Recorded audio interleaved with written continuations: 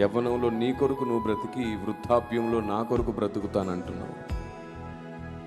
దేవుని కొరకు మనం ఏం చేయలేము. ఆ తర్వాత మన కొరకు ప్రాణం పెట్టిన వాడి కోసం నువ్వు ఏదైనా చేయాలంటే ఇదే మంచి అవకాశం.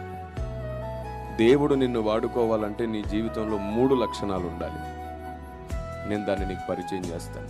1, శిష్యత్వం.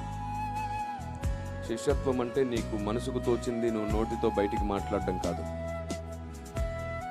అనుభవ జ్ఞానంతో నీకు నేర్పించిన దాన్ని నువ్వు నేర్చుకున్న బోధ ప్రకారంగా నువ్వు మాట్లాడాలి. దాని పేరు శిష్యత్వం. ఎందుకంటే శిష్యుడే తర్వాత నాయకుడు అవుతాడు. శిష్యునికే పరిశుద్ధాత్ముని స్వరం వినబడుతుంది. చెవి గలవారు ఆత్మ చెప్పుచున్న మాట అన్నాడు. అందరికీ చెవులున్నాయిగా, ఈ చెవులు కాదు, వినే చెవులు. అవి శిష్యునికి మాత్రమే ఉంటాయి. శిష్యత్వం లేనివాడు PhD చేసిన వాడికి దేవుని ఆత్మజ్ఞానం అర్థం కాదు. అక్షరాలను బట్టి అనేకుల్ని అపార్థం చేస్తుంటారు ఈ లోకంలో చాలా మంది. ఆత్మదేవుని ఉద్దేశం గుర్తించలేరు.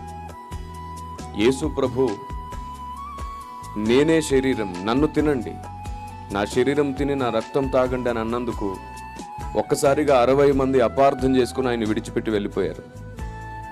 ఈ రోజుకి చాలా విషయాలను పరిశీలించడానికి బదులుగా దూషించేవారు ఎక్కువయ్యారు, తృణీకరించేవారు ఎక్కువయ్యారు, అవమానించేవారు ఎక్కువయ్యారు.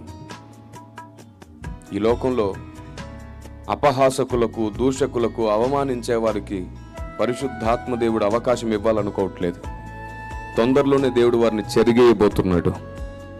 మనం రెబల్స్గా మారకూడదు. స్పిరిచువల్గా ఉన్నప్పుడు మనం శిష్యులుగానే మారాలి.